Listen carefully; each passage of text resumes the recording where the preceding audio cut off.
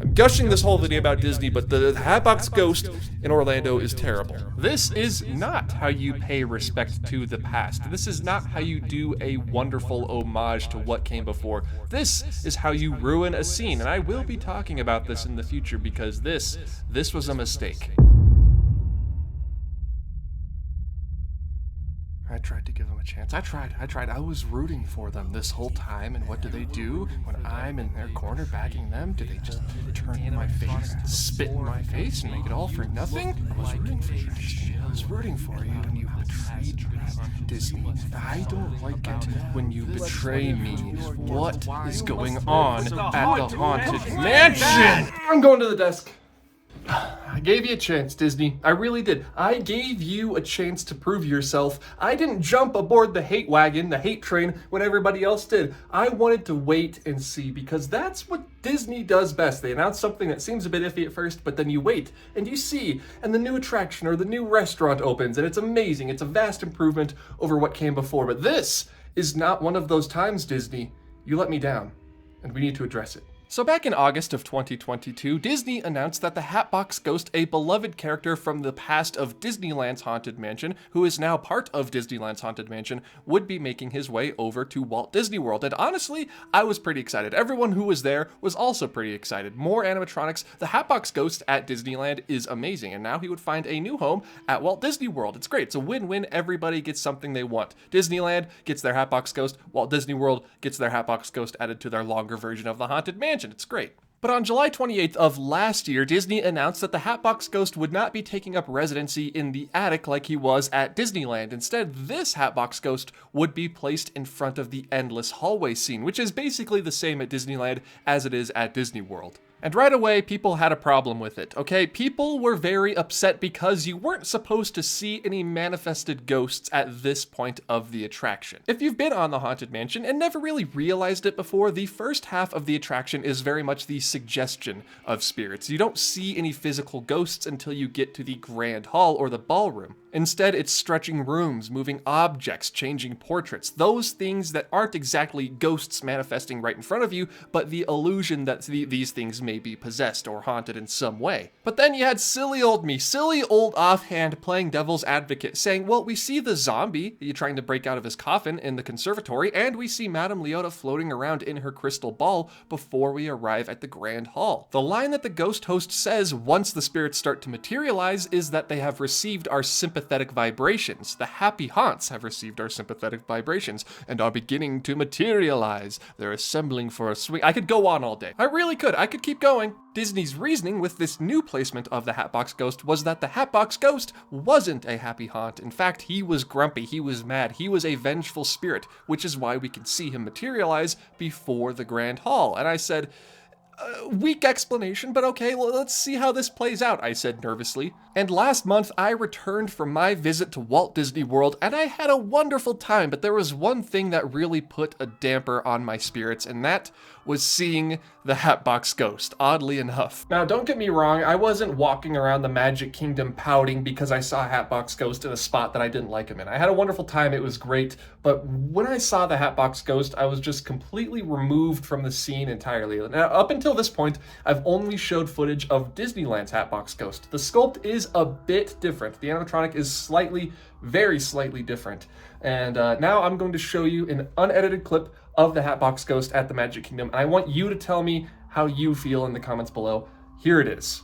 Every room has wall-to-wall curtains, and hot and cold, running chill.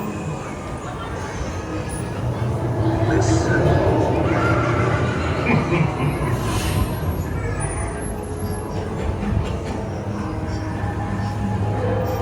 Okay, offhand Disney, why are you being such a baby about this? Yes, that's obviously the Hatbox Ghost from the Haunted Mansion. He's just standing in front of the endless hallway. And maybe it's all of the conditioning I've done over the years going on the Disneyland Haunted Mansion. time after time after time. It's my personal favorite version of the mansion, but I expect the Hatbox Ghost in the attic. He fits within that scene. That was, after all, his original location when the Haunted Mansion opened in 1969. He was part of the attic scene before he was, very quickly removed because the effect looked like just absolute trash in the lighting that they had. So maybe if you've only ever experienced Walt Disney World's version of the Haunted Mansion, it's not too bad, but I consider Disneyland my home park. Even though I don't live in Florida or California, Disneyland is my home park. And when I compare the two Hatbox Ghosts, it feels to me like they just decided they wanted their version of it to be different, so they put him in front of the Endless Hallway. Not for any story reason. The story reason came second, maybe even third or fourth. They just wanted him somewhere else. They wanted to differentiate themselves from the Disneyland Mansion, when the Disneyland Mansion was fine in the first place. There was nothing wrong with the location of the ghost. That attic nook where the Hatbox Ghost exists at Disneyland is present in the Magic Kingdom version, but it's just a blank space. I'll write your name. Sorry, it's just unused space within the scene. He could have gone up there. I don't know if there was any construction, like foundational reasons why he couldn't be placed in the attic scene, but he should have been placed in the attic scene. It just feels like I'm looking at an animatronic, not that I'm encountering the Hatbox Ghost coming in through that door. It doesn't feel like I've encountered an unhappy haunt. It feels like I am looking at a copy of the Disneyland animatronic in the wrong spot, if that makes sense at all. I didn't think that having a ghost materialize before you get to the Grand Hall would bother me as much as it did, but it really did. It just feels like it's inconsistent with the tone of the scene that it's in. The beginning half of the mansion is very much more subdued. There's not too many animatronics, but the one that does appear is new, he's really bright, and he's just standing there. I don't like the way that he was implemented. If they wanted to put something there, put the bat in the cage. They brought the bat in the cage back for like one night only. Put the bat in the cage there. Or something else. Put the Hatbox Ghost in the attic where he belongs. It just doesn't work where he's currently situated at the Magic Kingdom. I'm kind of mad because, I don't know. It just doesn't make sense to me. There must be a reason why he couldn't go in the attic scene, because I've said it so many times, the Imagineers are on our side. They are all fans. They would have brought this up at the meetings to get this installed as a main concern. So why did it make it through all of those meetings? Why was this implemented? I spent all last week talking about how much I love the Adventureland treehouse and how it's perfect. So this week I get to trash Disney just a little bit. I'm allowed to, okay? I don't know. This is definitely a rant, but don't worry, there's a regular video coming later on this week, but it just feels so strange that Disney has been kind of killing it recently in terms of attractions and attraction additions. I know a lot of people tend to sort of hate on them recently, and there's a lot of reasons to do that. But, Mission Breakout, Cosmic Rewind, the Adventureland Treehouse, Moana, The Journey of Water, all of these newer attractions, Rise of the Resistance for crying out loud, are really, really good. And all of the changes they've made to existing attractions have been pretty solid. But this one just seems so out of left field, and to do it to not just an attraction, but the Haunted Mansion of all attractions is just, it's mind-boggling to me. How did this pass? How did this get through? In the long run, obviously this is inconsequential. The most people who ride the Haunted Mansion probably don't even care that the Hatbox Ghost is there. Maybe if you've gone to both coasts, you can sort of chime in on this if he feels like he's just sort of shoehorned into the scene for no particular reason, if he doesn't serve a story purpose. And I just wanted to make my displeasure known, and I wanted to sort of gauge the reaction of the more sort of general audience, right? People who go to both parks, people who only go to Magic Kingdom, people who only go to Disneyland. What are your thoughts on this introduction of the Hatbox Ghost to the Magic Kingdom? Sometimes I talk about vibes of attractions or lands or parks and how they are important. That's why I like people mover attractions like the Mark Twain or the People Mover so much, because they help add to that atmosphere. They help create and set that tone for the land or attraction that you are about to experience. And the Haunted Mansion sets its tone right from the stretching room, from the queue even. Some could argue from the queue, from the foyer, the tone is set. And the Hatbox Ghost being there in front of the Endless Hallway sort of breaks the tone for me, at least. Again, this is all my opinion. It breaks it for me. Even my wife, who told me it doesn't really matter when I showed her where they put the Hatbox Ghost in, after we both disembarked the attraction, she was like, yeah, it really did not feel like he belonged there. Maybe a different scene, but definitely not before the Grand Hall. The Grand Hall would be a great place to put him. He would absolutely fit in there, maybe coming in through the broken window. I don't know, something. It's just not in the endless hallway. So yeah, that's it. Rant over. I don't really like the new Hatbox Ghost at the Magic Kingdom. He's really bright. He sticks out like a sore thumb, and I don't really think he goes with the story that the scene is trying to tell.